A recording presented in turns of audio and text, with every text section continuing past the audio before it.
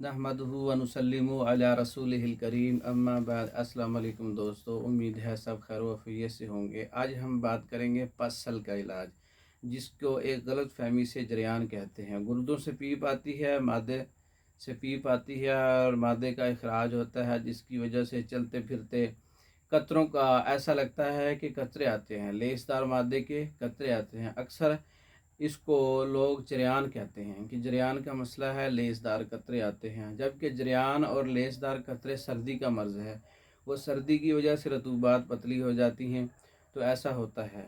जबकि यह पसल गर्मी और सोजिश का मर्ज़ है, इसका इलाज सोजाक की तरह किया जाता है। ये एक बहुत बड़ी गलत फहमी है कि इसको जरियान बोल दिया जाता है, जबकि ये जरियान नहीं है, ये पसल है और गर्मी का मर्ज़ है। इसके लिए हब्बे हयात जो सोजाक के लिए इस्तेमाल की जाती है, लोबान, संदल, बहरोज़ा, कुश्ता, नीला, ये 3 माशा है। बाकी 10-10 माशा है, अपना 10-10 ग्राम है। ये नुस्खा इस्तेमाल करें। 500 mg कैप्सूल सुबह दोपहर शाम।